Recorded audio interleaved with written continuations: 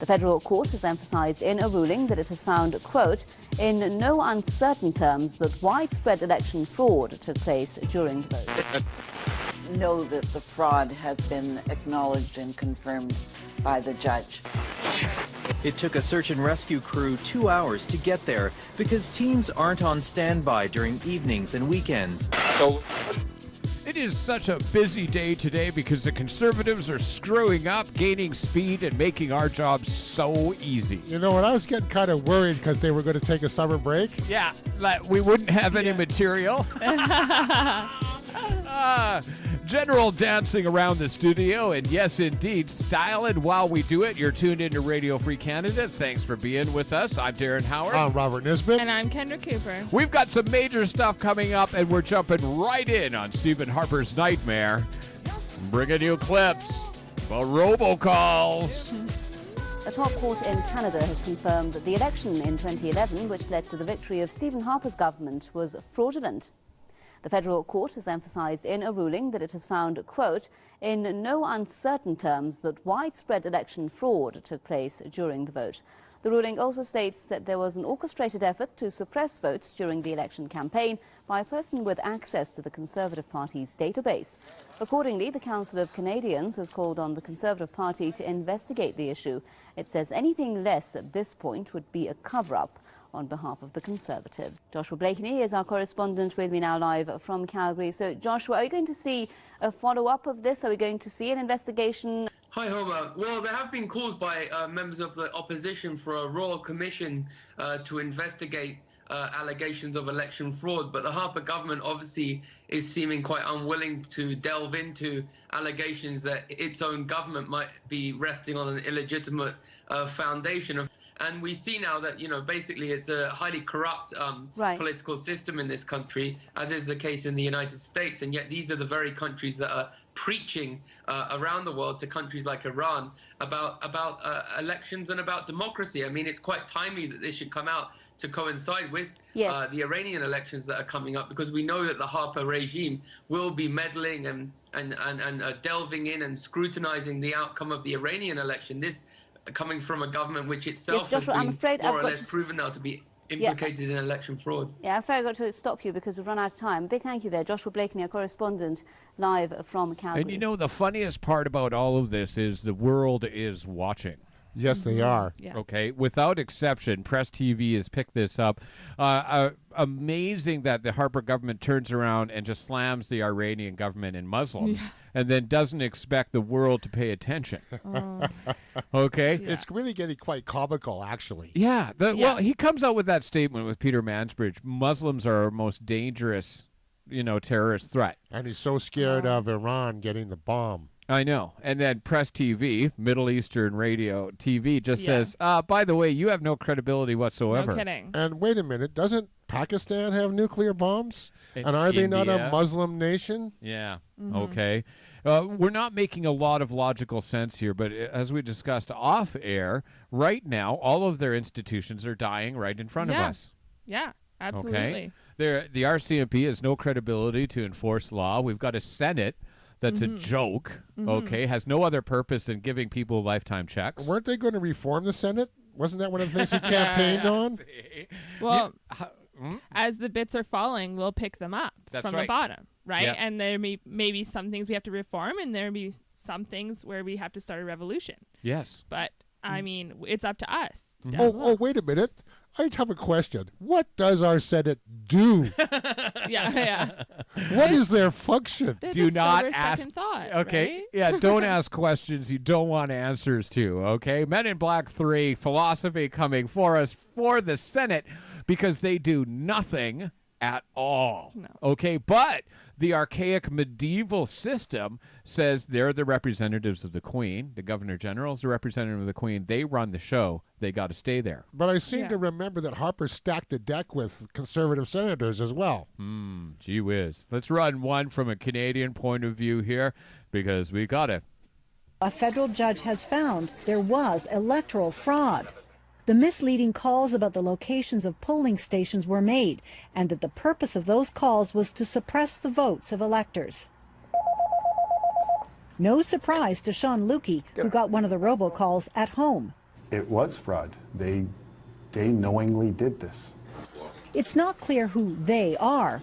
The judge found the information used to make the calls likely came from the Conservative Party's database. But there's no evidence Conservatives were involved. Proof, the government says, it did nothing wrong. That's why the judge didn't overturn elections in 6 contested ridings.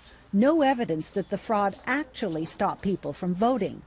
Still, those who lost feel vindicated. It's actually quite gratifying to know that the fraud has been acknowledged and confirmed by the judge. And I think the Council of Canadians brought the case to court and is considering an appeal. This is going to lead to widespread debate in this country. Despite his decision, the judge had harsh words about how the Conservatives handled the case, saying they engaged in trench warfare in an effort to prevent this case from coming to a hearing on the merits. Canada's former chief electoral officer worries this could happen again unless the law is changed. This isn't over yet. Elections Canada is still investigating almost 1,400 complaints, and a court case into criminal charges over robocalls is now underway in Guelph, Ontario. Margaret McDermott, CBC News, Ottawa. So what do you think? Is this going away? Not anytime soon. No? No. I mean, they don't need guns or coercion to suppress votes. Their repression is trickier. Yes. Right? And they got caught right here in BC. The Conservative Party of British Columbia was phoned by Elections BC saying, stop robocalls during our fiasco election. Mm-hmm. The thing is, it just makes a whole mockery of the democratic process. Voter suppression is illegal. And, you know, you are. You're undermining your own, you're actually peeing in your own playpen. Yeah. When you do it. And you can't explain it to these conservatives. They have no morality or sense of responsibility to society. They think that they bring their immoral butts into office and get their own way, that's somehow fixing the country. Yeah, they feel vindicated that they're doing God's work or something. Yeah, and that's ludicrous. Okay, leave people $34 billion for ships that don't work. Yeah. To get plans. Leave 1 in 5 children going hungry. Leave 300,000 homeless. These are conservative values. And let's cut Coast Guard facilities as well. Oh, yeah. Okay. Lighthouse search and rescue that's been limited to such a phenomenal degree that the Coast Guard itself says, we can't patrol, we can't save people. If we had more than one accident at a time in all of Newfoundland, we're screwed. Wow. Okay, wow. That they said, you want to run There's this? been enough hue and cry that they're going to have to take a look at it. Let's check it out. Between an aging fleet of planes, out-of-date helicopters, and a shortage of staff, the country's Auditor General says Canada's air search and rescue system is crumbling. Today, the Minister of National Defence announced new measures to improve that system. The CBC's Vic Adopia has more. On a Sunday night in 2004, Ken Ryan's brothers, Joe Jr. and Dave, died waiting to be rescued at sea. It took a search and rescue crew 2 hours to get there because teams aren't on standby during evenings and weekends. That will now change. We grieve the pain that generations of Canadian families have suffered. Today, we are taking action to reduce losses and lessen the suffering. During peak times, search crews will be wheels up in 30 minutes around the clock.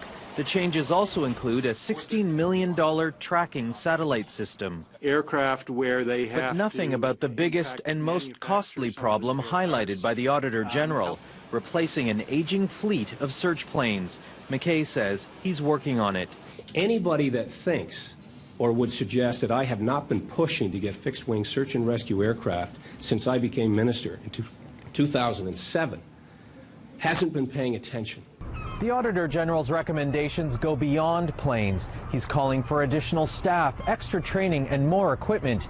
Here in a province that recently lost a Coast Guard office due to budget cuts, there's little patience left. My initial reaction is it doesn't go far enough. It's not good enough. Vic Adopia, CBC News, St. John's. So, funding for the war in Afghanistan, funding for F-35s, but no funding for search and rescue. Why is there always money for weapons and not money for people? I was just going to say that. It seems that they're cutting everything that helped people. Yeah. And they're keeping everything that controls people. Yeah. Right? So, a conservative value, the ability to kill people, yeah. the ability to torture people, but feed people or search for them. And the crime that's going on, okay, with our search and rescue, saying that McKay has been pushing for this thing when he sits in an F-35. Yeah, we've already gives spent a thumbs up. Okay. Saying that, we're paying attention. We're watching. We're paying attention to everything that you're doing. Lying about the cost of the mission in Libya. Yes. Okay. And our view and the way that the world is viewing us on the international stage right now, the Harper conservatives are putting us on the wrong side of history, blindly supporting Israel, blindly supporting arms and empire building. And making fools of ourselves at the UN as well. This is insulting to anybody who understands that the UN is trying to do something. Yeah. And we have burned bridges with the UN? Yeah. I mean, come on. Well, Isn't that evidence enough? Well, who we have sit? John Baird? Let's do it. Ottawa Centre. Yeah, well, he's fine to go along, get along with the dictators in Bahrain, but he won't fight for a seat on the Security Council, Mr. Speaker. Every priority for Canada's foreign policy, from a nuclear Iran to chemical weapons in Syria, is handled at the Security Council. This minister is admitting he won't even try to win back our seat at the most powerful decision-making body in the world. Does he want to be known as the minister who just gave up on Canada's most important tool to influence global affairs? Is that what he's saying? Give up? Quit? And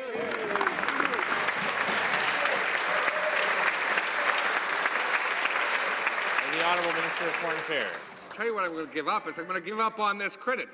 This government took the principled stand to close our embassy, break off relations with Iran, to declare it a terrorist state. This minister came out against him, only to be undermined and counteracted by his own leader.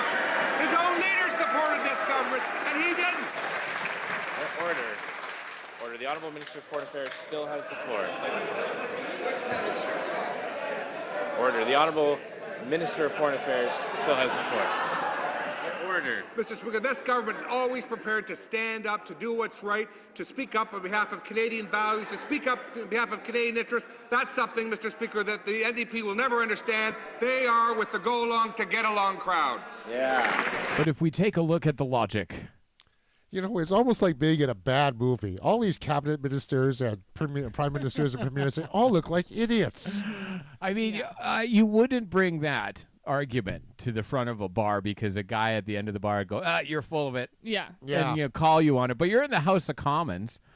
And this is just like the Obama Democrats. This is just like the supposed liberals being on the left side. You just spout the nonsense, and then you do something else. And it's all just theater anyway. Oh, yeah. Okay. People in costumes getting up in front of cameras, making statements that don't work. And Hair then, gel. Yeah. But they look good. Yeah. I mean, that looks great. Yeah. Superficial is the name of the word. And you know what? That was the most awesome series of clips that we've had here in a long time. It was so much fun. I can't believe we get away with this on regular basis. It's just too much fun. Okay. We've got major clips coming up, but thank you for being part of the revolution and being awake. I'm Darren Howard. I'm Robert Nisbet. And I'm Kendra Cooper. Remember, you are the most important person in the computer universe. You are the activist with your brain open. You're willing to make a sign and stand up for what's right, and that means we're backing you up. So stay tuned. We've got great specials coming up, municipal sustainability programs coming out. You're tuned in to Radio Free Canada. Thanks for being along with the winning team.